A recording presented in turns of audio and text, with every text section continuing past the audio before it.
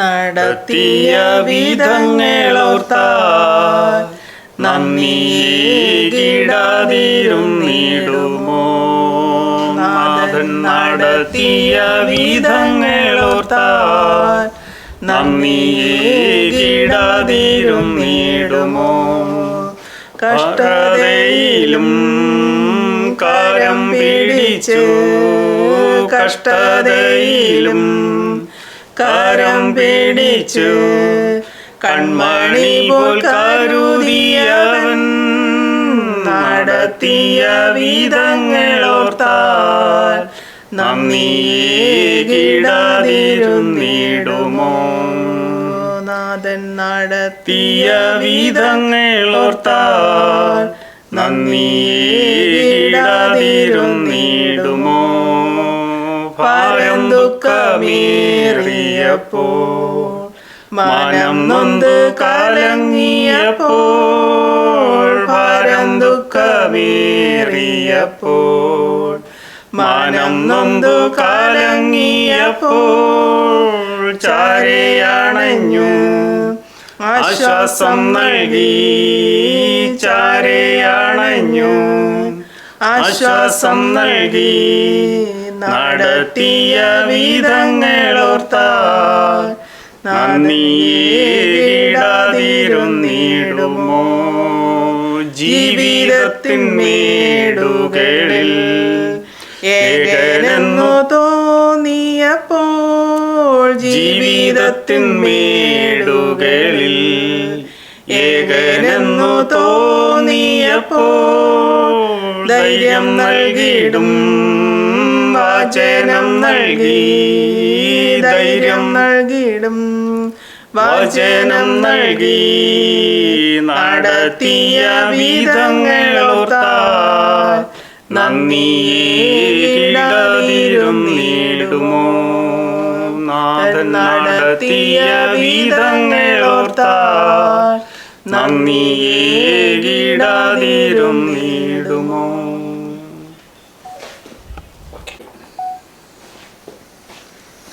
First of all, I convey my gratitude and greetings to Sanichayan for inviting me for this wonderful opportunity for an interview in this SO Houston Voice channel. Thank you, Sanichayan and team for this invitation. Thank you. ഞാൻ എന്നെ തന്നെ പരിചയപ്പെടുത്തുകയാണ്. എൻ്റെ പേര് ബാബു കൊച്ചുമ്മൻ. എൻ്റെ സ്വദേശം എന്ന് പറയുന്നത് കൊല്ലം ജില്ലയിലെ കുണ്ടറയ്ക്കടുത്ത് മുഖത്തല എന്ന് പറയുന്ന ഗ്രാമമാണ്. ഈ മുഖത്തല പ്രദേശത്ത് ടി കൊച്ചുമ്മൻ, എൻ്റെ പിതാവിൻ്റെ പേര് ടി കൊച്ചുമ്മൻ, എൻ്റെ മാതാവിൻ്റെ പേര് ഏലിയാമ്മ കൊച്ചുമ്മൻ.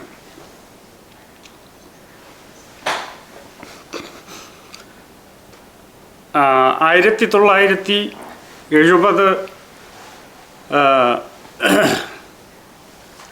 മെയ് മാസം 20-ാം തീയതിയാണ് ഞാൻ ജനിക്കുന്നത്. എൻ്റെ പ്രാഥമിക വിദ്യാഭ്യാസം എന്ന് പറയുന്നത് Mukhathala Alummoodu UP school, 1-ാം class മുതൽ 7-ാം ക്ലാസ് വരെ ആലുമൂട് UPGS സ്കൂളിലാണ് എൻ്റെ പ്രാഥമിക വിദ്യാഭ്യാസം. അവിടെ നിന്ന് 75 to 82, അവിടെ നിന്ന് 82 to 85, 8-ാം ക്ലാസ് മുതൽ 10-ാം ക്ലാസ് വരെ കുണ്ടറ മാർത്തോമ ഹൈസ്കൂളിലാണ് എൻ്റെ ഹൈസ്കൂൾ വിദ്യാഭ്യാസം.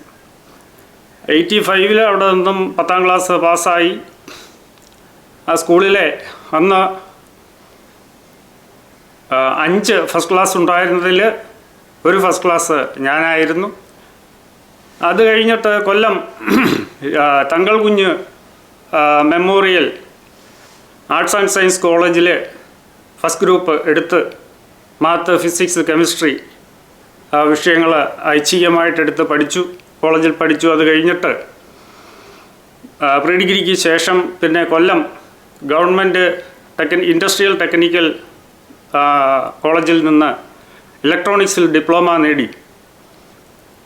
അതിനുശേഷം ചില ചെറിയ കോഴ്സുകളൊക്കെയും പഠിച്ച് പിന്നെ നമ്മുടെ കേരള ഗവൺമെൻറ് കീഴിലുള്ള കെൽട്രോൺ ഇൻഡസ്ട്രീസ് എന്ന് പറയുന്നത് പോലെ UP ഗവൺമെൻറ് കീഴിലുള്ള അപ്ട്രോൺ ഇൻഡസ്ട്രീസ് അല്ലെങ്കിൽ അപ്ട്രോൺ ഇന്ത്യ ലിമിറ്റഡ് എന്ന് പറയുന്നതായ സ്ഥാപനത്തിൽ നിന്ന് അതിൻ്റെ കൊച്ചി ക്യാമ്പസിൽ നിന്ന് ഒരു ഇലക്ട്രോണിക്സിൽ മറ്റൊരു ഡിപ്ലോമ കൂടി എടുത്തു. അങ്ങനെ കുറച്ച് കാലമൊക്കെയും ഇങ്ങനെ ട്യൂട്ടോറിയലൊക്കെ പഠിപ്പിച്ചുകൊണ്ട് നടക്കുകയും ഏത് വിധേനയും ഒരു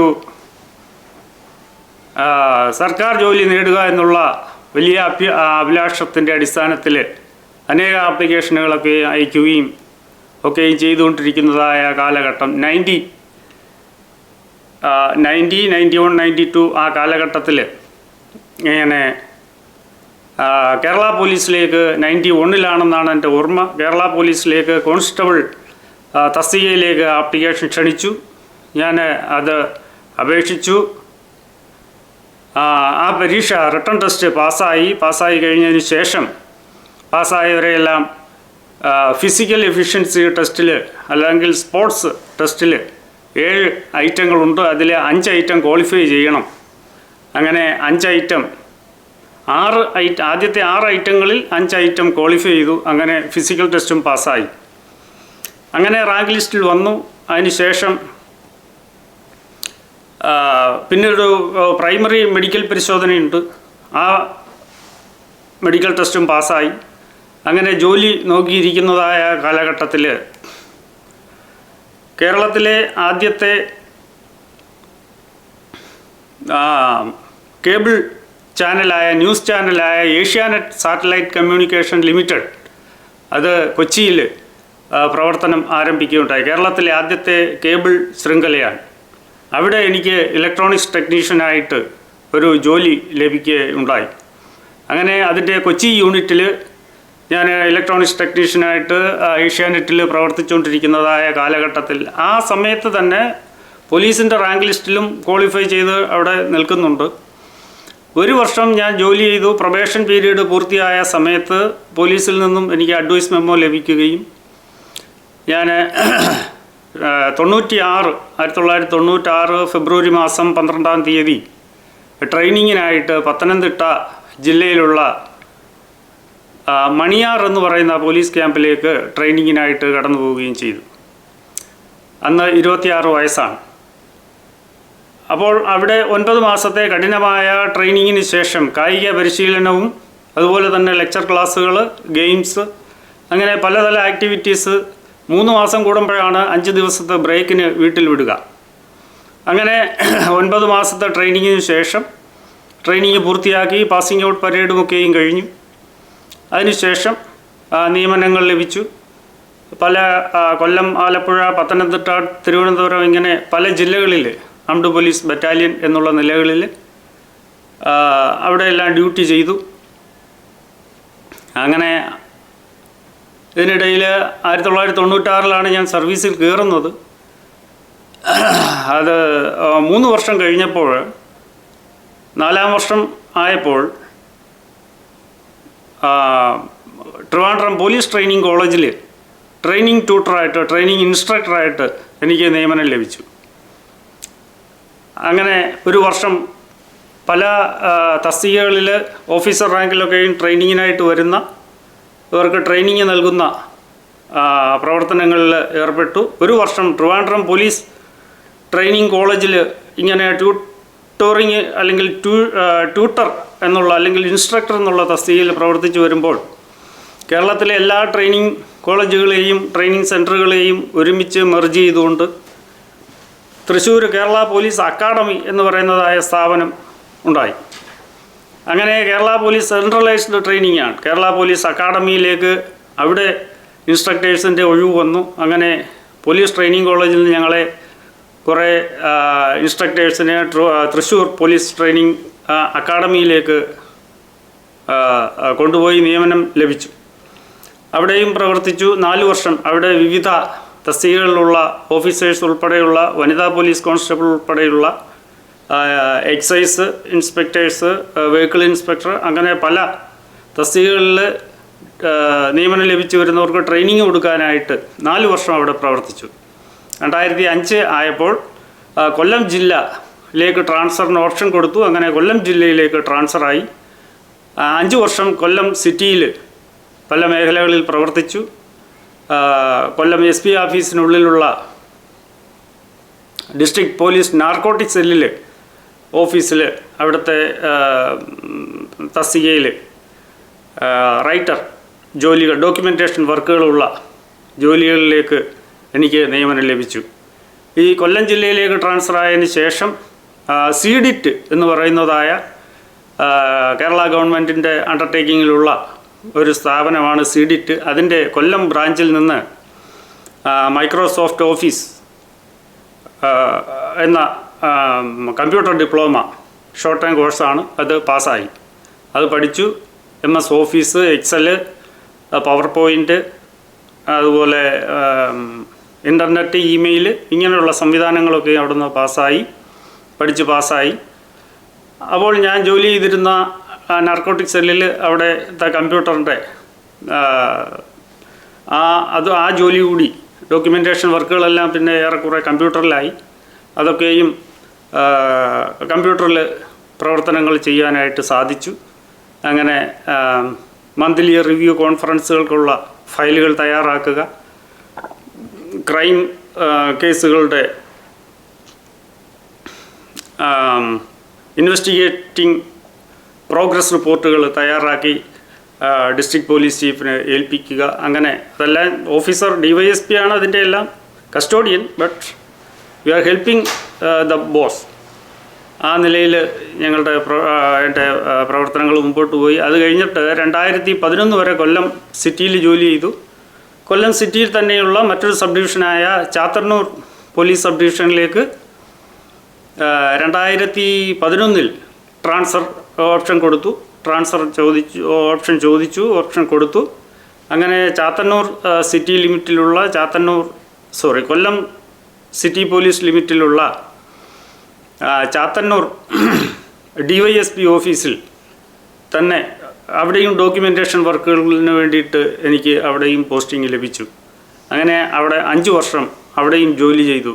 അവിടെ വർക്കുകൾ മറ്റൊരു മോഡാണ്. ഇൻവെസ്റ്റിഗേഷൻ റിപ്പോർട്ട്സ്, അതുപോലെ തന്നെ പെറ്റീഷൻ എൻക്വയറീസ്, അതുപോലെ തന്നെ പോലീസ് ഉദ്യോഗസ്ഥർക്കെതിരായുള്ള ഡിസിപ്ലിനറി പ്രൊസീഡിങ്സ്, ഇതെല്ലാം ഓഫീസർക്ക് വേണ്ടി, ഓഫീസറെ ഹെൽപ്പ് ചെയ്യുന്നതിന് വേണ്ടി, DYSPയെ സഹായിക്കുന്നതിന് വേണ്ടി ഉള്ള വർക്കുകൾ ചെയ്ത ഡോക്യുമെൻറ്റേഷൻ വർക്കുകൾ ചെയ്യാനായിട്ട് സാധിച്ചു.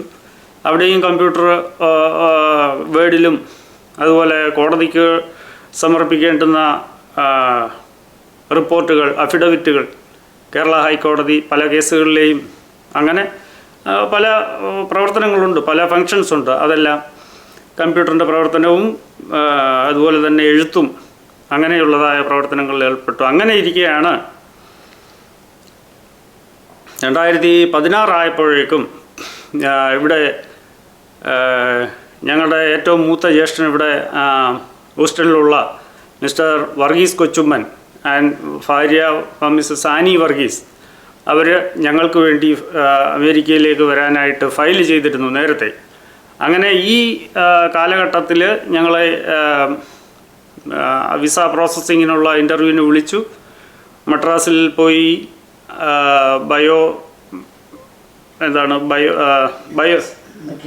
ബയോമെട്രിക്സ് ഒക്കെ എടുത്തു. അത് കഴിഞ്ഞിട്ട് ബോംബെയിൽ കോൺസുലേറ്റിൽ ഇൻ്റർവ്യൂവിന് പോയി. ഞങ്ങൾക്ക് വിസ കിട്ടി. അങ്ങനെയാണ് 2016 ജൂൺ മാസം ഞങ്ങൾ അമേരിക്കയിലേക്ക് ഫാമിലിയായിട്ട് കടന്നു വരുന്നത്. ഞങ്ങളുടെ ഫാമിലി എന്ന് പറയുന്നത് ഞാൻ ഭാര്യ മിസ് അനിത ബാബു, അത് മകൻ ജോയൽ ബാബു, മോള് ലയ ബാബു, ഞങ്ങൾ 4 പേര് ഞങ്ങളുടെ ഫാമിലി. അതുപോലെ ഞങ്ങൾ 3 ഫാമിലീസ് അങ്ങനെ സഹോദരങ്ങൾ ഈ രാജ്യത്തേക്ക് കടന്നു വന്നു. എനിക്ക് മൂത്ത 2 പേര്. അങ്ങനെ എൻ്റെ മൂത്ത മകൻ 10ാം ക്ലാസ് നാട്ടിൽ പഠിച്ച് പാസ്സായിട്ട് ജയിച്ചതിന് ശേഷം വന്നു. മോള് 5ാം ക്ലാസ് പാസ്സായിട്ട് വന്നു. അങ്ങനെ അവരിവിടെ വന്ന് ഹൈസ്കൂളിലും മിഡിൽ സ്കൂളിലും ഒക്കെ ചേർന്ന് പഠനങ്ങളൊക്കെ നടത്തി. ഇപ്പോൾ ഞങ്ങളുടെ മോന് ജോയൽ ബാബു ഇവിടെ റേഡിയോളജി കോഴ്സ് പഠിച്ചു, പാസ്സായി, സ്റ്റേറ്റ് ബോർഡ് ലൈസൻസ് എടുത്തു. അങ്ങനെ ഇപ്പോൾ ഒരു വർഷത്തിൽ കൂടുതലായി മെമ്മോറിയൽ ഹെർമനിൽ റേഡിയോളജി ഡിപ്പാർട്ട്മെൻറ്റിൽ ജോലി നോക്കി വരുന്നു. മകള് ഹൈസ്കൂൾ ഗ്രാജുവേഷൻ കഴിഞ്ഞതിന് ശേഷം ഇപ്പോൾ ഇവിടുത്തെ ജൂനിയർ കോളേജിൽ സെക്കൻഡ് ഇയറിൽ കമ്പ്യൂട്ടർ സയൻസ് ഐച്ഛിക വിഷയമായിട്ട് എടുത്ത് പഠിച്ചുകൊണ്ടിരിക്കുന്നു. ഇത് ഞങ്ങൾ മുഖത്തലയിൽ ക്രൈസ്തവർ പൊതുവെ പറയുമ്പോൾ അവരുടെ സഭ അല്ലെങ്കിൽ വിശ്വാസം കൂടി ചേർത്ത് പറയുന്ന ഒരു രീതിയുണ്ടല്ലോ. ഞങ്ങൾ മുഖത്തല ഇവാഞ്ചലിക്കൽ ഇടവക saint Thomas evangelical church of India സഭയിലെ അംഗങ്ങളാണ്. ഇവിടെ ഞങ്ങളെ കൊണ്ടുവന്ന മൂത്ത ബ്രദർ എന്ന് പറയുന്നത് മിസ്റ്റർ വർഗീസ് കൊച്ചുമ്മൻ, വീട്ടിൽ വിളിക്കുന്ന രാജു എന്നാണ്, Varghese Kochummen and miss Annie Varghese. അവർ ഇവിടെ Houston Immanuel Assemblies of God ചർച്ചിൻ്റെ സ്ഥാപക അംഗം കൂടിയാണ്, അല്ലെങ്കിൽ ഒരു ഫൗണ്ടർമാരിൽ ഒരാൾ ആണ്. അങ്ങനെ അവർ പെന്തക്കോസ്ത് സഭയിലും ഞങ്ങൾ മറ്റ് സഹോദരങ്ങളെല്ലാം ഞങ്ങൾ ഇവാഞ്ചലിക്കൽ സഭയിലും കൂടി വരുന്നു. Houston saint Thomas evangelical church of India Houston, greater Houston parish, ആ പാരിഷിലാണ് ഞങ്ങളിപ്പോൾ അംഗങ്ങളായിട്ട് ഇരിക്കുന്നത്. ഇതാണ് പൊതുവിൽ പറയാനായിട്ടുള്ള ഇൻട്രൊഡക്റ്റീവായിട്ടുള്ള കാര്യങ്ങൾ പറയാനായിട്ടുള്ളത്. Thank you so much.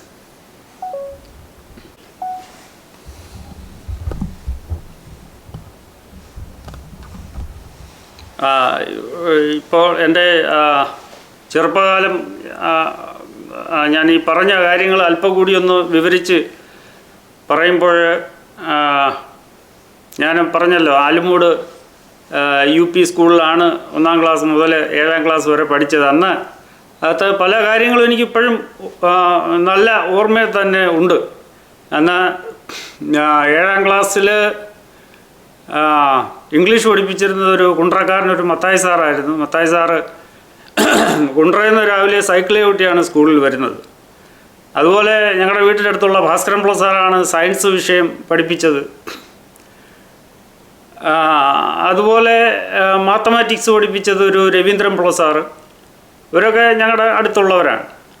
അപ്പോൾ അന്നൊക്കെ പഠിപ്പിച്ച പല കാര്യങ്ങളും എനിക്കിപ്പോഴും നല്ല ഓർമ്മയുണ്ട്. ഒരു ഗോപാലകൃഷ്ണ പിള്ള സാറുണ്ടായിരുന്നു. അദ്ദേഹം ഇംഗ്ലീഷിൻ്റെ മറ്റൊരു ഇംഗ്ലീഷ് സബ്ജക്റ്റിൻ്റെ ഗ്രാമറൊക്കെയും പഠിപ്പിച്ചു തന്നത് എനിക്കിപ്പോഴും നല്ല ഓർമ്മയുണ്ട്. അതുപോലെ മത്തായി സാറ് ഇംഗ്ലീഷ് നല്ല രീതിയിൽ പഠിപ്പിക്കുന്ന ഒരു അധ്യാപകനായിരുന്നു. ഭാസ്കരൻ പിള്ള സാറിൻ്റെ പ്രത്യേകത എന്ന് പറഞ്ഞാൽ പിറ്റേന്ന് പഠിച്ചുകൊണ്ട് വന്നില്ലെങ്കിൽ നല്ലതുപോലെ അടിക്കുന്ന ഒരു അധ്യാപകനായിരുന്നു. അദ്ദേഹം ഇപ്പോഴും ജീവിച്ചിരിപ്പുണ്ട്, ഞങ്ങളുടെ വീട്ടിൻ്റെ അടുത്ത് തന്നെ ഉണ്ട്. അങ്ങനെ അനേക അധ്യാപകർ സയൻസ് ആയാലും സാമൂഹ്യ പാഠം, അന്നത്തെ സാമൂഹ്യ പാഠം, അതുപോലെ തന്നെ ഞങ്ങളുടെ സ്കൂളിൽ സംസ്കൃതത്തിനൊരു അധ്യാപകനുണ്ടായിരുന്നു.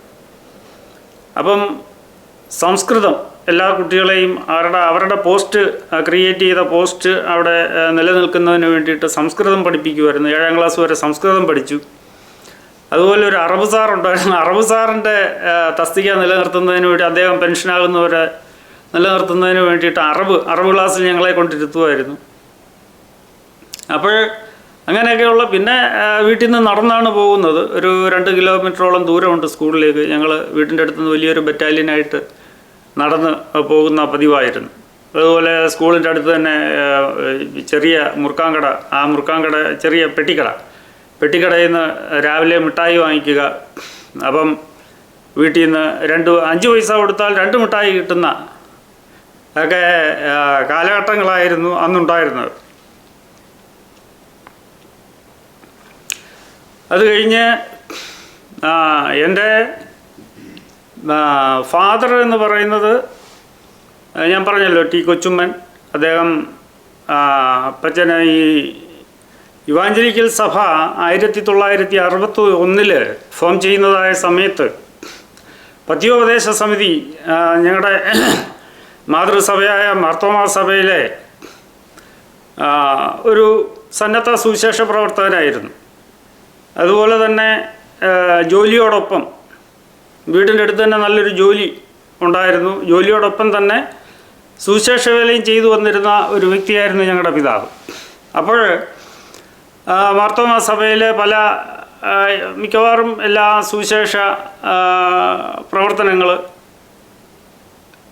കോട്ടേജ് മീറ്റിങ്ങുകൾ, പിന്നെ ധ്യാന പ്രസംഗങ്ങൾ, അച്ഛനില്ലാത്തപ്പം പ്രസംഗിക്കുക, യൂത്ത് യൂണിയനെ സംഘടിപ്പിച്ച് അന്ന് യുവജന സഖ്യം, ഇങ്ങനെയൊക്കെയുള്ളതായ പ്രവർത്തനങ്ങളിൽ മുന്നിട്ട് നിന്നു. അതിനുശേഷമാണ് ഈ പത്യോപദേശ സമിതിയുടെ ഒരു കാലഘട്ടം ഉണ്ടാകുന്നത്. മർത്തോമാ സഭ ഒരു നവീകരണ സഭയാണ്. ആ സഭയിൽ ചില വിശ്വാസ ആചാരങ്ങൾ, അന്ന് ഞാൻ ജനിച്ചിട്ടില്ല, വിശ്വാസ ആചാരങ്ങൾ പ്രകാരമുള്ള ചില പ്രശ്നങ്ങൾ അന്ന് യൂഹാനോൻ മാർത്തോമായുടെ കാലത്ത് ഉണ്ടാവുകയുണ്ടായി. അപ്പോൾ അതിനെ തുടർന്നാണ് അന്നത്തെ പാലക്കാട്ടച്ചൻ എന്നറിയപ്പെടുന്ന ജോൺ വർഗീസ് അച്ഛൻ, അല്ലെങ്കിൽ പാലക്കാട്ടച്ചൻ, ജോൺ വർഗീസ് അച്ഛൻ കശീശ, കെ എൻ ഉമ്മൻ കശീശ, ഇവരുടെയൊക്കെ നേതൃത്വത്തിൽ വലിയ വിപ്ലവകരമായ നവീകരണ ആശയങ്ങൾ ഉണ്ടായി. വീണ്ടും അത്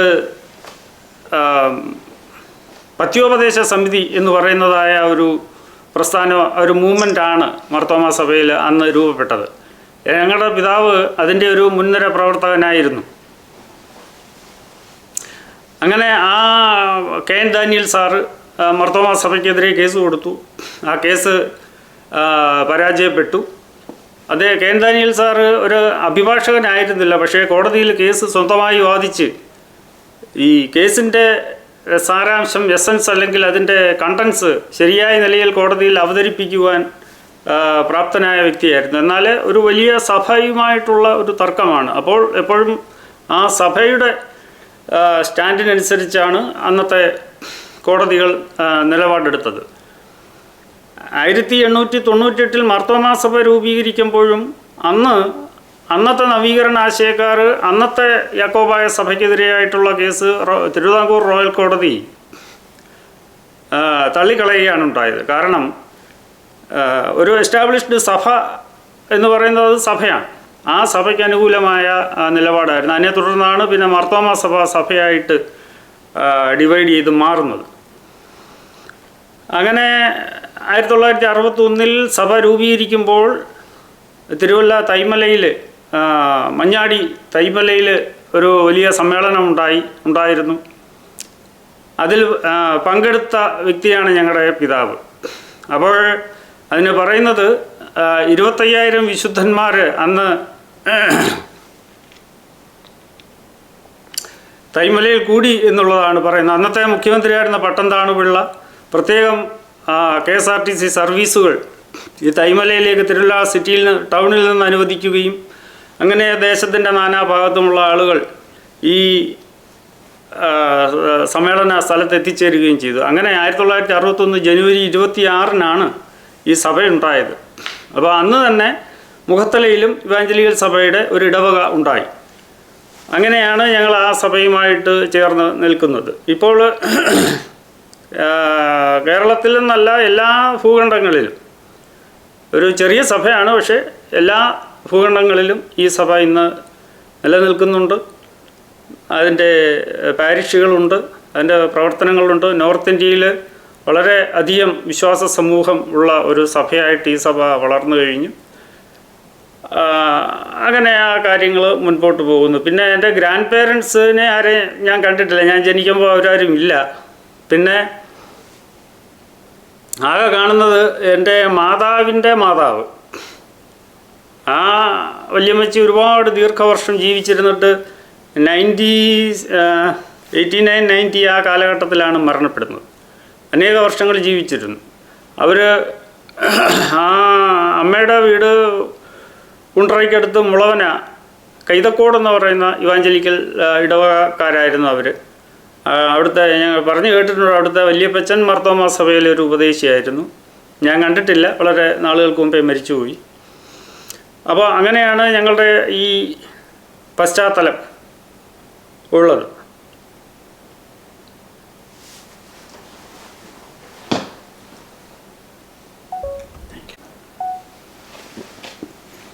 പിന്നെ SSLCയുടെ മാർക്ക് വെച്ചിട്ടാണ് ഈ കോളേജിൽ ഫസ്റ്റ് ഗ്രൂപ്പ് എടുക്കാനായിട്ട് ഇടയായത്. First group first option first group, second option second group. First group ആകുമ്പോൾ physics, math, physics, chemistry. Second group ആകുമ്പോൾ physics, chemistry, zoology and botany. First group തിരഞ്ഞെടുത്തു. അപ്പോൾ അത് ഈ SSLCയുടെ മാർക്ക് വെച്ചാണ് അത് കിട്ടിയത്. പിന്നെ എല്ലാം ഈ സയൻസ് പരമായിട്ട് ടെക്നിക്കൽ സ്കൂളിലേക്കാണ് പിന്നെ പോയത്. കാരണമെന്ന് വെച്ചാൽ അന്ന് ഈ സെൻട്രൽ ഗവൺമെൻറ്റിൻ്റെ 5 ഇയർ പ്ലാനുകളുണ്ട്, പഞ്ചവത്സര പദ്ധതികൾ. ആ പഞ്ചവത്സര പദ്ധതികളിൽ എപ്പോഴും അവർ ഈ തൊഴിലധിഷ്ഠിത വിദ്യാഭ്യാസത്തിന് പ്രാധാന്യം നൽകിക്കൊണ്ട് തൊഴിലധിഷ്ഠിത വിദ്യാഭ്യാസം നടത്തുന്നവർക്ക് ജോലി സാധ്യത കൂടുതലായി ലഭിക്കുന്നു. അപ്പം അതുകൊണ്ടാണ് ഈ ഇലക്ട്രോണിക്സ് ട്രേഡ് എടുത്ത് പഠിക്കാനായിട്ട് താല്പര്യപ്പെട്ടത്. അങ്ങനെ അതും നല്ല നിലയിൽ പാസ്സായി. അങ്ങനെയാണ് ഏഷ്യാനെറ്റിൽ എനിക്ക് ജോലി ലഭിക്കാനായിട്ട് സാധിച്ചത്. അപ്പോൾ എൻ്റെ കൂടെ ഏഷ്യാനെറ്റിൽ കയറിയവർ അവിടെയും വളരെ മെച്ചപ്പെട്ടതായ നിലവാരമുള്ള ജോലിയാണ് ചെയ്തുകൊണ്ടിരിക്കുന്നത്. പക്ഷേ മറ്റേ ജോലി എന്ന് പറയുമ്പോൾ അത് ഗവൺമെൻറ് സർവീസ് ആയതുകൊണ്ട് അതിന് ചില പ്രൊട്ടക്ഷൻസ് ഉണ്ട്, ചില അഡ്വാൻറ്റേജസ് ഉണ്ട്, പ്രിവിലേജ് ഉണ്ട്. അതുകൊണ്ടാണ് അതിലേക്ക് മാറാനായിട്ട് ഇടയായി തീർന്നത്. അപ്പോൾ പ്രധാനമായിട്ടും ഗവൺമെൻറ് സർവീസ് അല്ലെങ്കിൽ പോലീസിലെ ജോലി എന്ന് പറയുമ്പോൾ അതിൻ്റെ പ്രത്യേകത എന്ന് പറഞ്ഞാൽ നമുക്ക് ധാരാളമായിട്ട് ജനങ്ങളെ സഹായിക്കാനായിട്ട് സാധിക്കും. സമൂഹത്തിലെ വ്യത്യസ്ത നിലകളിൽ വ്യത്യസ്ത സാഹചര്യങ്ങളിലുള്ള ആളുകൾ എപ്പോഴും പെട്ടെന്ന് അവരുടെ ഒരു ഇമ്മീഡിയറ്റ് റെസ്ക്യൂ പ്ലേസ് എന്ന് പറയുന്നത്, ഒരു ഡിപ്പെൻഡിങ് പ്ലേസ് എന്ന് പറയുന്നത് പോലീസ് സ്റ്റേഷനാണ്. അപ്പോൾ അങ്ങനെ വരുന്ന സമയത്ത് പലപ്പോഴും ഈ പാവങ്ങളായിട്ടുള്ള ആളുകൾക്ക് പലയിടത്തും നീതി ലഭിക്കാറില്ല. എന്നാലേ ഈ എന്നെ സംബന്ധിച്ചിടത്തോളം എപ്പോഴും ഈ സമൂഹത്തിലെ പാവങ്ങളും അതുപോലെ മറ്റ് സഹായങ്ങളൊന്നും ഇല്ലാതെ, മറ്റ് ആശ്രയിക്കാൻ വേറെ ആരും ഇല്ലാത്ത ആളുകളെ നമ്മൾ കൂടുതലായിട്ട് സഹായിക്കാനായിട്ട് പറ്റും. അത് വലിയൊരു വക്കീൽ ഫീസ് ഇല്ലാതെ പല വക്കീലന്മാരെ ഏർപ്പാട് ചെയ്ത് കൊടുത്തിട്ടുണ്ട് ഈ പാവങ്ങളായിട്ടുള്ള ആളുകൾ. അപ്പോൾ ജനങ്ങൾ അതുപോലെ പട്ടികജാതി പട്ടികവർഗ വിഭാഗങ്ങളിൽപ്പെട്ട പാവപ്പെട്ട ആളുകൾ, സമൂഹത്തിലെ ബാക്ക്വേർഡായിട്ടുള്ള ആളുകൾ, വിദ്യാഭ്യാസപരമായും സോഷ്യലി ഒക്കെ ബാക്ക്വേർഡായിട്ടുള്ള ആളുകൾ, ഇവർ എന്തെങ്കിലുമൊക്കെ സഹായങ്ങൾക്കായിട്ട് പെട്ടെന്ന് വരുമ്പോൾ അവരെ നല്ല രീതിയിൽ അവരെ ആശ്വാസവാക്കുകൾ പറഞ്ഞ് അതിൻ്റെ ഫർദർ സ്റ്റെപ്പുകൾ എന്താണ്, നമ്മുടെ ലിമിറ്റിനകത്ത് നിൽക്കുന്ന കാര്യങ്ങൾ നമുക്ക് ചെയ്തു കൊടുക്കാനായിട്ട് സാധിക്കും. അതിനപ്പുറമായി ചിലപ്പം വില്ലേജ് ഓഫീസർ ഇടപെടുന്ന ഒരു ഇഷ്യൂ ആയിരിക്കും വസ്തു സംബന്ധമായിട്ട്. അപ്പോൾ ഉടനെ ഇവിടുന്ന് ലെറ്റർ കൊടുത്ത് അവിടെ അയക്കുക. അപ്പോൾ അവർ മറുപടി ഇവിടെയും തരും. ഈ ക്ലയൻറ്റിനും നീതി ലഭ്യമാക്കി കൊടുക്കും. അങ്ങനെ നല്ല നിലയിൽ നമുക്ക് ജനങ്ങൾക്ക് വേണ്ടി പ്രവർത്തിക്കാനായിട്ട് സാധിക്കും. ഈ കാലഘട്ടത്തിനിടയിൽ ഞാൻ 20 വർഷമാണ് കേരള പോലീസ് ജോലി ചെയ്തത്.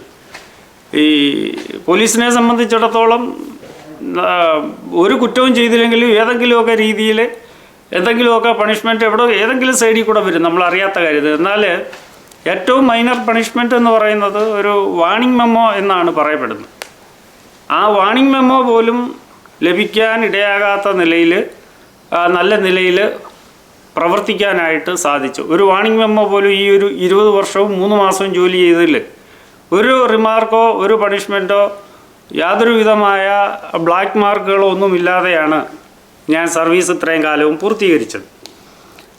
അപ്പോൾ ഞാൻ പിന്നീട് 2016 വന്നു. 5 വർഷത്തെ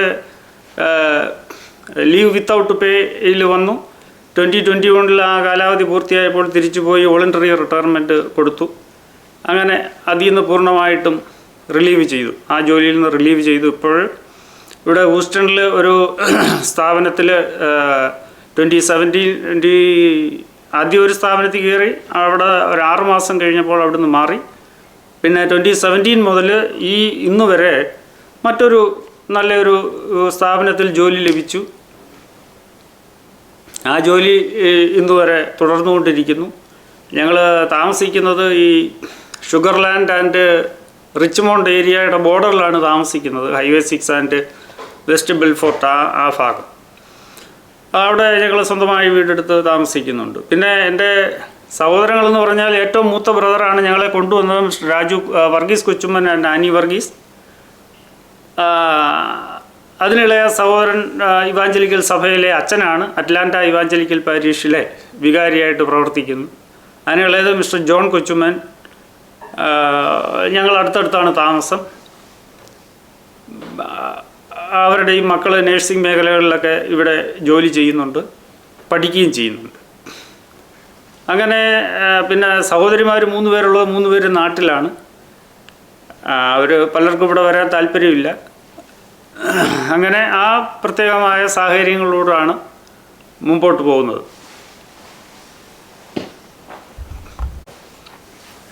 ഇനി കുടുംബപരമായിട്ട് അല്പം കൂടി പറയുകയാണെങ്കിൽ 1999 ജൂൺ 28 ഞങ്ങളുടെ വിവാഹം. അനിത ബാബു ഞങ്ങളുടെ പുള്ളിക്കാരി മുഖത്തല മാർത്തോമ ഇടവക അംഗമാണ്. അറേഞ്ച്ഡ് മാരേജാണ്. 2 മുഖത്തലെന്ന് കേൾക്കുമ്പോൾ തെറ്റിദ്ധരിക്കില്ല. അവരുടെ മാവിയുടെ മകൻ ഇവാഞ്ചലിക്കൽ സഭയിലെ അച്ഛനാണ്. ആ നിലയ്ക്കും അതുമാത്രമല്ല പിതാക്കന്മാരുടെ കാലം മുതലേ അടുത്ത് അറിയാവുന്ന കുടുംബവുമായിരുന്നു. പിന്നെ ഇവിടെ ഇപ്പോൾ ഹൂസ്റ്റണിൽ എല്ലാ സഭകളും ചേർന്നുള്ള യൂണിയൻ ക്രിസ്ത്യൻ ഫെലോഷിപ്പ് എന്ന് പറയുന്ന UCF എന്ന് പറയുന്ന പ്രസ്ഥാനം, ഒരു പ്രയർ ഗ്രൂപ്പുണ്ട്. അതിൽ ഞങ്ങൾ കുടുംബമായിട്ട് അതിൽ എല്ലാ പ്രയർ മീറ്റിങ്ങുകളിലും പങ്കെടുക്കാറുണ്ട്. അതിൻ്റെ ശുശ്രൂഷ മണ്ഡലങ്ങളിലൊക്കെയും ഇടപെട്ട് പ്രവർത്തിക്കുകയും ചെയ്യുന്നുണ്ട്. പിന്നെ അതുകൂടാതെ Houston ecumenical community of greater Houston, ആ പ്രസ്ഥാനത്തിൽ ഞങ്ങളുടെ ചർച്ചയിൽ നിന്ന് റെപ്രസെൻറ്റേറ്റീവായിട്ട് എന്നെ ഈ വർഷം തിരഞ്ഞെടുത്തു. അതുകൂടാതെ ഇവാഞ്ചലിക്കൽ ചർച്ചിലെ ലേ ലീഡർ ആയിട്ട് പ്രവർത്തിക്കുന്നുണ്ട്. കഴിഞ്ഞ പല സന്ദർഭങ്ങളിലായിട്ട് 4 വർഷം നേരത്തെയും പ്രവർത്തിച്ചിട്ടുണ്ട്. അങ്ങനെ എല്ലാ നിലകളിലും സ്പിരിച്വലായിട്ടുള്ള പ്രവർത്തനങ്ങളിലൊക്കെ ഇടപെട്ട് പ്രവർത്തിക്കുന്നുണ്ട്. മിസ് അനിതയെ പറ്റി കൂടുതലൊന്ന് പറയാമോ, വിശദീകരിക്കാമോ, കുടുംബവും പശ്ചാത്തലവും? എൻ്റെ പേര് അനിത ബാബു. എൻ്റെ സ്ഥലം പെരുമ്പുഴ, കൊല്ലം കുണ്ട്ര പെരുമ്പുഴയിലാണ് എൻ്റെ സ്ഥലം. ഞാൻ ജനിച്ചത് 1976 പെരുമ്പുഴ അറ്റോൺമെൻറ്റ് ഹോസ്പിറ്റലിലാണ് ഞാൻ ജനിക്കുന്നത്. ഞങ്ങൾ 5 മക്കളാണ്. എൻ്റെ ഫാദർ ഒരു പോലീസ് ഉദ്യോഗസ്ഥനായിരുന്നു, ASI ആയിരുന്നു. അമ്മ ഹൗസ് വൈഫായിരുന്നു. ഞങ്ങൾ 5 മക്കൾ. ഞങ്ങളുടെ പേര് അനില, അനു, അനിത, അജി, ആഷ്ലി. ഞാൻ എൻ്റെ പ്രൈമറി വിദ്യാഭ്യാസം സെൻറ്റ് ജൂഡ് LKG UKG അവിടെ പഠിച്ചു. എന്നെയും എൻ്റെ മൂത്ത സഹോദരൻ അനു ജോർജ്, ഞങ്ങൾ 2 പേരും കൂടെ സെൻറ്റ് ജൂഡിൽ ചേർത്തായിരുന്നു. സഹോദരൻ ഇച്ചിരി കുരുത്തക്കേടൊക്കെ കൂടുതലായതുകൊണ്ട് ഞങ്ങൾ 2 പേരും അവിടെ നിന്ന് മാറ്റി. പിന്നെ പഴങ്ങാലം പുത്തമീട്ടി സ്കൂളിൽ അവിടെയായിരുന്നു 7ാം ക്ലാസ് വരെ. അത് കഴിഞ്ഞ് കുഴിമതിക്കാട് ഗവൺമെൻറ് ഹൈസ്കൂളിൽ 10ാം ക്ലാസ് വരെ പഠിച്ചു. അത് കഴിഞ്ഞിട്ട് 2 വർഷം പ്രീ ഡിഗ്രി കൊല്ലം TK കോളേജിൽ പഠിച്ചു. അത് കഴിഞ്ഞു. പിന്നെ നേഴ്സിങ്ങിന് അമ്മയുടെ ഭയങ്കര ആഗ്രഹമായിരുന്നു എന്നെ നേഴ്സിംഗ് പഠിപ്പിക്കണമെന്ന്. അമ്മയ്ക്ക് ആഗ്രഹം BSc നേഴ്സിംഗ് പഠിപ്പിക്കാനായിരുന്നു. പക്ഷേ അന്ന് അത് പറ്റിയില്ല. ജനറൽ നേഴ്സിംഗാണ് പഠിച്ചത്. മദ്രാസ് വിവേകാനന്ദ കോളേജിൽ ജനറൽ നേഴ്സിംഗ് പഠിച്ചു. അത് കഴിഞ്ഞു അറ്റോൺമെൻറ്റ് ഹോസ്പിറ്റലിൽ തന്നെ ഞാൻ ബോണ്ട് ചെയ്തു.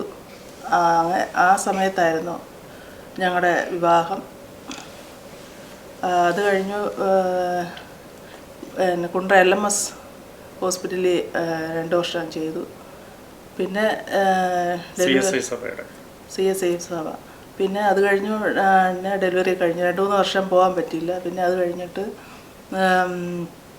കൊല്ലം കോപ്പറേറ്റീവ് ഹോസ്പിറ്റൽ NS ഹോസ്പിറ്റൽ അവിടെ 2008 മുതൽ 2016 വരെ അവിടെ ജോലി ചെയ്തു. അത് കഴിഞ്ഞിട്ട് ഇങ്ങോട്ട് വരുന്നത്. ഇവിടെ ജോലി ചെയ്യുന്നുണ്ടോ? ഇവിടെ ഞാൻ മെമ്മോറിയൽ ഹോസ്പിറ്റലിൽ ജോലി ചെയ്യുന്നു. Okay okay.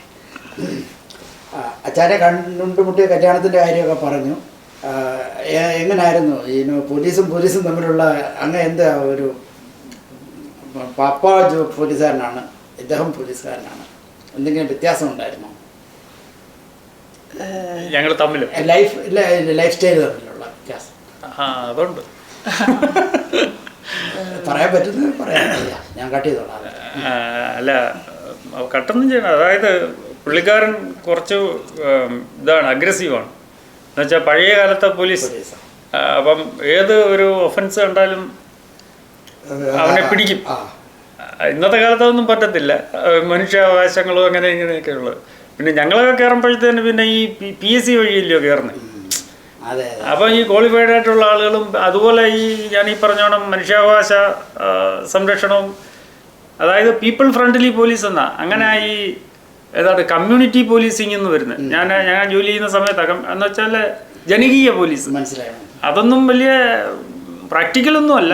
എന്നുവെച്ചാൽ ഇത് ജനങ്ങളുമായിട്ട് ഫ്രണ്ട് ആവാൻ പറ്റും, പക്ഷേ പ്രിവെൻഷൻ ഓഫ് ക്രൈം അതിൻ്റെ പ്രോഗ്രസ് ആണ് നോക്കേണ്ടത്. അപ്പം അന്നത്തെ കാലത്ത് പുള്ളി പോലീസ് തന്നെ ആയിരുന്നു. പിൽക്കാലത്ത് പിന്നീടും മരണപ്പെട്ടു. ഞാൻ ഉദ്ദേശിച്ച അച്ഛനെ കണ്ട ഒരു ഇതും ഹസ്ബൻഡ് കണ്ട ആസ് എ പോലീസ് എന്ന് പറയുന്നത് അത് പുള്ളിക്കാരി നീ പറയണം. ഇനി ഒരു കാര്യമുണ്ട്. പിന്നെ എൻ്റെ പോലീസ് ഡിപ്പാർട്ട്മെൻറ്റിലെ ഇതെന്ന് പറയുമ്പോൾ, ജീവിതം എന്ന് പറയുമ്പോൾ ഞാൻ പറഞ്ഞല്ലോ കേരള പോലീസ് അക്കാഡമി തൃശ്ശൂർ, അവിടുത്തെ ഹെഡ് ഓഫ് ദ ഡിപ്പാർട്ട്മെൻറ്റ് എന്ന് പറയുന്നത് ഒരു IG റാങ്കിലുള്ള ഒരു ഉദ്യോഗസ്ഥനാണ്. അത് നമുക്കെല്ലാവർക്കും അറിയാം, വളരെ ഫെമിലിയർ ആയിട്ടുള്ള ഡോക്ടർ അലക്സാണ്ടർ ജേക്കബ് IPS അവർകളാണ്. അദ്ദേഹം ട്രിവാൻഡ്രം മാറിവാനിയസ് കോളേജിലെ ലെക്ചറായിരുന്നു, പ്രൊഫസറായിരുന്നു. അത് കഴിഞ്ഞിട്ട് സിവിൽ സർവീസ് എഴുതി IPS ലഭിച്ചു. അങ്ങനെ SP ആയി. അദ്ദേഹം പ്രൊമോഷനായി IG ലെവലിലായപ്പോഴാണ് ഇതിൻ്റെ ഡയറക്ടറായിട്ട് വരുന്നു, പോലീസ് അക്കാഡമിയുടെ ഡയറക്ടറായിട്ട് വരുന്നു. അപ്പോൾ ആ സമയത്താണ് ഞങ്ങൾ അവിടെ ചെല്ലുന്നത്. അപ്പോൾ അദ്ദേഹത്തിന് എപ്പോഴും മോഡേണൈസേഷനാണ്, പോലീസിൻ്റെ മോഡേണൈസേഷൻ. അത് വളരെ ഇൻ്റലിജൻ്റ് ആൻഡ് ഇൻ്റലക്ച്വലായിട്ടുള്ള ഒരു വലിയ എൻഹാൻസ്മെൻ്റാണ് പോലീസ് ഡിപ്പാർട്ട്മെൻറ്റിൽ ആ കാലഘട്ടങ്ങളിൽ ഉണ്ടായത്. ട്രെയിനിങ് പരിഷ്കരിച്ചു. വളരെ യൂണിഫോമിൻ്റേതായിട്ടുള്ള ട്രെയിനിങ് ഗ്രൗണ്ടിൽ വരുമ്പോഴുള്ള ഡിസിപ്ലിനും അതിൻ്റെ യൂണിഫോമും അതിനെക്കുറിച്ചും, അതുപോലെ പോലീസിൻ്റെ ബോധവൽക്കരണം എന്ന് പറയുമ്പോൾ നോളജബിൾ പീപ്പിളിനെ ഡെവലപ്പ് ചെയ്യുന്ന ഒരു നല്ല പോലീസ് സിസ്റ്റം അലക്സാണ്ടർ ജേക്കബ് സാറിലുണ്ടായിരുന്നു. അത് വളരെ നല്ലൊരു ഓഫീസറാണ്. അദ്ദേഹം ഇപ്പോഴും സിവിൽ സർവീസിനും ക്ലാസ് എടുക്കുന്നുണ്ട്. അതുപോലെ തന്നെ ട്രിവാൻഡ്രം പോലീസ് ട്രെയിനിങ് കോളേജിലായിരുന്നപ്പോൾ അവിടെ IG ആയിരുന്ന VR രാജീവൻ സാറ് വളരെ പ്രിവിലേജ്ഡ് ഓഫീസറാണ്. അതുപോലെ തന്നെ പത്മകുമാർ സാറ്. പിന്നെ ഞാൻ ജോലി ചെയ്ത സമയത്ത് ഞങ്ങളുടെ ആംഡ് പോലീസ് ബറ്റാലിയൻ്റെ കമാൻഡൻറ്റ് TJ ജോസാർ ഉണ്ടായിരുന്നു. ജോസാറിൻ്റെ പേഴ്സണൽ സ്റ്റാഫിൽ ഞാനുണ്ടായിരുന്നു. അദ്ദേഹത്തിൻ്റെ കാലഘട്ടവും നല്ല, അങ്ങനെയാണ് ഞാൻ ഈ ഓഫീസ് തലത്തിലുള്ള വർക്കുകളൊക്കെ പഠിക്കുന്നത്. അങ്ങനെ ഒരുപാട് IPSകാരോട് ജോലി, ആ ക്ലോസ്ഡ് കോൺടാക്റ്റിൽ ജോലി ചെയ്യാനായിട്ട് സാധിച്ചിട്ടുണ്ട്. അതുപോലെ DYSPമാർ ഒരുപാട് പേര്. നമ്മൾ 3 കൊല്ലം 5 കൊല്ലം ട്രാൻസ്ഫർ ആകുമ്പോൾ ഇതിനിടയ്ക്ക് ഒരു 5-6 DYSPമാർ ഇതിനിടയ്ക്ക് വന്നു പോകും. അവർക്ക് 5 മാസം 6 മാസം 7 മാസം ചിലപ്പോൾ 1 കൊല്ലം അങ്ങനെയൊക്കെയാണ് അവരുടെ ട്രാൻസ്ഫർ വരുന്നത്. അപ്പോൾ ഒരുപാട് DYSPമാർ, സർക്കിൾ ഇൻസ്പെക്ടർമാർ, സബ് ഇൻസ്പെക്ടർമാർ. പിന്നെ വേറൊരു പ്രത്യേകത എന്ന് പറഞ്ഞാൽ ഒരു ട്രെയിനിങ് ഇൻസ്ട്രക്ടറെ സംബന്ധിച്ചിടത്തോളം ദേശത്ത് എവിടെ ചെന്നാലും അവർ ട്രെയിനിങ് കൊടുത്തവരായിരിക്കും. അവിടെ എവിടെയെങ്കിലുമൊക്കെ കാണും. അവർ ദൂരെ നിന്ന് കാണുമ്പോഴേ സാറോടൊപ്പം പെട്ടെന്ന് അവർ ഓടി വന്ന് നമ്മളെ അപ്രോച്ച് ചെയ്യും. അപ്പം സബ് ഇൻസ്പെക്ടർ ട്രെയിനിങ് കൊടുത്തവരിപ്പം DYSPമാരായിട്ടിരിപ്പുണ്ട്. അപ്പം നമ്മുടെ എന്തെങ്കിലുമൊക്കെ ആവശ്യങ്ങളുണ്ടെങ്കിൽ വിളിച്ച് പറഞ്ഞാൽ ഞാൻ ഇന്നാരാ. പക്ഷേ നമ്മുടെ നമ്മുടെ ഇൻ്റർവെൻഷൻ അവരോട് ആ രീതിയിലായിരിക്കണം. നമ്മൾ വളരെ ജെൻറ്റിലായിരിക്കണം അവരോട്, എല്ലാവരോടും പെരുമാറേണ്ടത്. ഞാൻ കൂടുതലും ട്രെയിനിങ് കൊടുത്തത് വനിതാ പോലീസുകാർക്കാണ്. 4 വർഷം കൂടുതലും ഏതാണ്ട് 6 ബാച്ചോളം വനിതാ പോലീസ് കേഡറ്റ്സിൻ്റെ ട്രെയിനിങ് പൂർത്തിയാക്കി പോയി. അപ്പം നമ്മൾ ഇപ്പം അവധിക്ക് നാട്ടിൽ ചെല്ലുമ്പോഴും എവിടെയൊക്കെ പോയാലും ഇവരൊക്കെ എവിടെയെങ്കിലുമൊക്കെ ഡ്യൂട്ടിക്ക് നിൽക്കും. അപ്പം ദൂരേനെ കാണുമ്പോൾ ഒരു വളരെ റെസ്പെക്റ്റാണ്. അപ്പം അവിടെയും നമുക്ക് ഒരുപാട് ഹെൽപ്പ് ചെയ്യാൻ പറ്റും. അവിടെ വനിതാ പോലീസുകാർക്ക് എന്ന് പറഞ്ഞാൽ ഇത് ഫയറിങ് റൈഫിൾ ഉപയോഗിച്ചുള്ള 303 റൈഫിൾ ഉപയോഗിച്ചുള്ള ഫയറിങ് പ്രാക്ടീസ് ഉണ്ട്. അത് അല്പം പെൺകുട്ടികളെ സംബന്ധിച്ചിടത്തോളം അല്പം റിസ്ക് അല്ല, അവർക്ക് ഫിസിക്കലായിട്ട് എഫിഷ്യൻസി കൂടുതൽ വേണം. അപ്പോൾ അതൊന്നും ഒരാൾ പോലും ഫയറിംഗ് ടെസ്റ്റിൽ ഫെയിൽ ആകാതെ അവരെ പാസ്സാക്കി എടുക്കാൻ നല്ലതുപോലെ ഹെൽപ്പ് ചെയ്യാനായിട്ട് സാധിക്കും.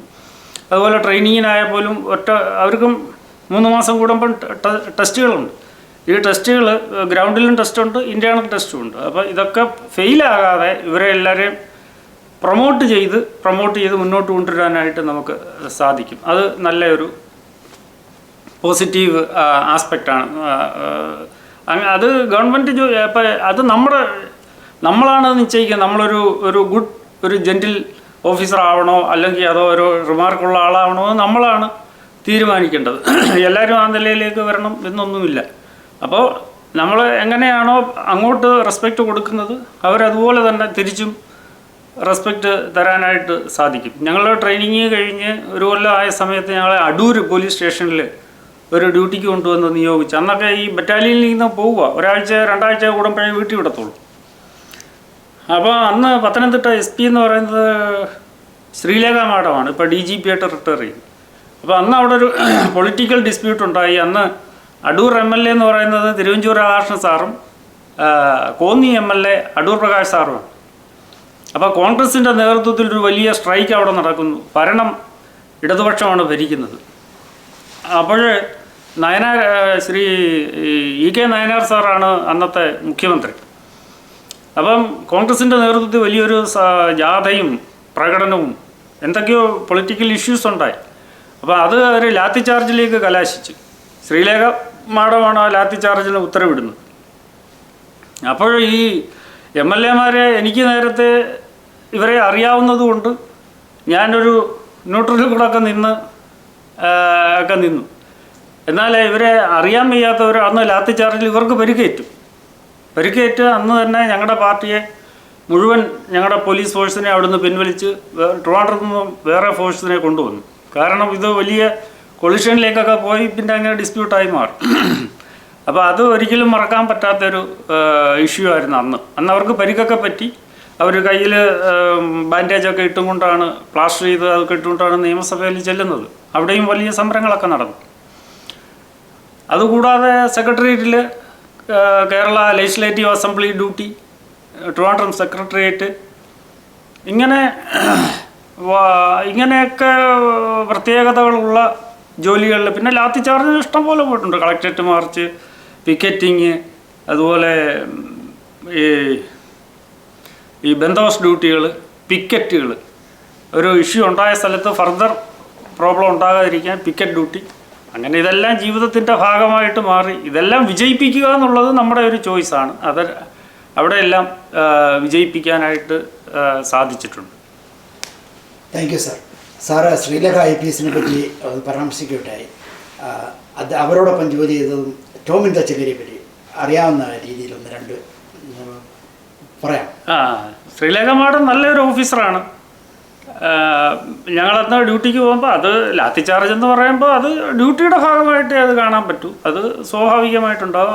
അവർ നല്ല ക്രൈം ഇൻവെസ്റ്റിഗേഷനിലൊക്കെ നല്ല കഴിവ് തെളിച്ചിട്ടുള്ള നല്ലൊരു ഓഫീസറാണ് ശ്രീലേഖ മാഡം. ഇഷ്ടമുള്ള ഒരു ഓഫീസറാണ്. അതുപോലെ തച്ചങ്കരി സാറും ഇതുപോലെ ഞങ്ങൾക്ക് വളരെ അദ്ദേഹത്തിൻ്റെ കൂടെ ജോലി ചെയ്തിട്ടില്ല, സാറിൻ്റെ കൂടെ ജോലി ചെയ്തിട്ടില്ല. പക്ഷേ സാറ് നല്ല ഒരു ഇൻവെസ്റ്റിഗേറ്റിംഗ് ഓഫീസറായിരുന്നു. പോലീസിന് വളരെ നല്ല ക്വാളിറ്റി പ്രൊമോട്ട് ചെയ്യുന്ന ഒരു ഓഫീസറായിരുന്നു. സാറ് നല്ല പാട്ടുകാരനായിരുന്നു. ഇപ്പോൾ DGP പെൻഷൻ റിട്ടയർ ചെയ്തു. അപ്പം അവിടുത്തെ വലിയ അത്ര കൂടുതൽ കാര്യങ്ങൾ കുറച്ചൊക്കെ അറിയാം എന്നുള്ളതാണ്. നമ്മുടെ അഭിമുഖം നിർത്തുന്നതിന് മുമ്പ് ഒരു കാര്യം കൂടി ചോദിക്കാം. പോലീസ് ഡിപ്പാർട്ട്മെൻറ്റ് ജോലി സമയത്ത് ശവങ്ങൾക്കോ മോർച്ചറിയിലോ ഒക്കെ ഡ്യൂട്ടിക്ക് പോകേണ്ടി വന്നായിട്ടുണ്ടോ? ഉണ്ട്. ഒന്ന് വിശദീകരിക്കാമോ? അത് ഇപ്പം ഡെഡ് ബോഡി ബന്ധഹൗസ് ഡ്യൂട്ടിക്ക് പോയിട്ടില്ല. അത് പോയി ഇപ്പം സൂര്യാസ്തമനത്തിന് ശേഷമാണെങ്കിൽ പിന്നെ ബോഡി മറവ് ചെയ്യാനോ ബോഡി ഒരിടത്ത് നിന്ന് നീക്കം ചെയ്യാനോ ഒക്കെ പ്രത്യേകം മജിസ്ട്രേറ്റിൻ്റെ സാങ്ഷൻ വേണം. അപ്പോൾ അങ്ങനെ ഒരു ഹാങ്ങിങ് ഒക്കെ കണ്ടു കഴിഞ്ഞാൽ അവിടെ പോലീസ് ബന്ധഹൗസ് പിക്കറ്റ് ഡ്യൂട്ടി ഇടണം. പക്ഷേ അതിന് പോകേണ്ടി വന്നിട്ടില്ല. പക്ഷേ ഒരു പോസ്റ്റ്മോർട്ടത്തിന് പോയി, ഒരെണ്ണത്തിനേ പോയിട്ടില്ല. ഞാൻ കൂടുതൽ ഈ ഓഫീസ് വർക്കായതുകൊണ്ട്. അപ്പോൾ ഞാൻ അവിടെ ചെന്നപ്പം മേശപ്പുറത്ത് ജടങ്ങളൊക്കെ 2-3 പേര് നിന്ന് ഓപ്പൺ ചെയ്യുന്നുണ്ട്, സ്കളൊക്കെ ഇളക്കുന്നുണ്ട്. ഡോക്ടർ കൂളായിട്ട് അപ്പുറത്തോട്ട് ഇരുന്ന് ഫോറൻസിക് സർജൻ ഇരുന്ന് ഫയലുകൾ എഴുതുന്നുണ്ട്. അപ്പോൾ ഞാൻ കുറച്ചു നേരം നിന്നു. കുറച്ചു നേരം കണ്ട് ആദ്യത്തെ ആയിരുന്നു. അത് ഫിനിഷ് ചെയ്യുന്നതിന് മുമ്പേ ഞാൻ അവിടെ നിന്ന് മാറി. സാറിന് ഇപ്പോഴത്തെ കറണ്ട് ഇതാണല്ലോ സമാധി എന്ന് പറയുന്നത്. അതിൽ പോലീസുകാരുടെ ഇടപെടൽ എങ്ങനെ ഉണ്ടായിരുന്നു സാറിൻ്റെ ഒരു നോട്ടത്തിൽ? Sir TV കാണുന്നുണ്ടായിരിക്കും. സമാധിയെ സംബന്ധിച്ച് നാട്ടുകാരൊക്കെ പ്രക്ഷോഭം ഉണ്ടാക്കി പോലീസിൻ്റെ ഇടപെടൽ നെഗറ്റീവായിരുന്നു എന്നൊക്കെ ഉള്ളൊരു ധാരണയുണ്ട്. സാറിൻ്റെ എന്താണ്? പോലീസിൻ്റെ, അതായത് ഇതിനകത്ത് മനസ്സിലാക്കേണ്ടത് പോലീസിന് ഈ ക്രിമിനൽ പ്രൊസീജിയർ കോഡ് അല്ലെ CRPC, അതിനിപ്പോൾ പേരൊക്കെ മാറിയിട്ടുണ്ട്. IPC CRPC. പോലീസിൻ്റെ ഒരു സ്റ്റാൻഡിങ് ഓർഡർ ഉണ്ട്. പോലീസിന് ജനങ്ങളോടാണ് ബാധ്യത, പക്ഷേ ആൻസറബിൾ ടു കോർട്ട് ആൾസോ. കോടതി ചോദിക്കും നിങ്ങൾ എന്താണ് അവിടെ എടുത്തത്, നിങ്ങൾ എന്താണ് ചെയ്തത്. അപ്പം പോലീസിന് അത് ചെയ്യണം. അത് അപ്പം അതിന് ഈ IG അലക്സാണ്ടർ സാർ പണ്ടൊരു ഉദാഹരണം അദ്ദേഹമായിരുന്നു തോന്നുന്നു. ഇപ്പം ഒരു ആന മതകളി ജനങ്ങളെല്ലാം അതിനെ അങ്ങ് മെരുക്കാൻ ശ്രമിക്കുക. പക്ഷേ എന്തോ സംഭവം എന്തോ വരുന്നത്, മതമിളകിയത് മതമല്ല, അതിന് രാവിലെ മുതലേ അതിങ്ങനെ ഇതിനെല്ലാം പോവുക, ആഘോഷങ്ങൾ പോവുക. അതിന് വിശന്നപ്പോൾ അത് വയലൻ്റായി. ജനക്കൂട്ടം പറഞ്ഞ് മതമിളകി എന്ന് പറഞ്ഞതുപോലെ പ്രാക്ടിക്കലിസം, ഒരു പ്രാക്ടിക്കൽ പോലീസിങ്. അത് പിന്നെ ഇപ്പം എന്ന് പറഞ്ഞാൽ എനിക്ക് കൂടുതലും ഇൻട്രസ്റ്റ് ഉള്ളത് ചർച്ച് ഹിസ്റ്ററി. അടുത്തൊരു എപ്പിസോഡിൽ പള്ളിയൊക്കെ പണിയാണല്ലോ, ഒരു ചരിത്രം പറയാൻ. Thank you for inviting us for this.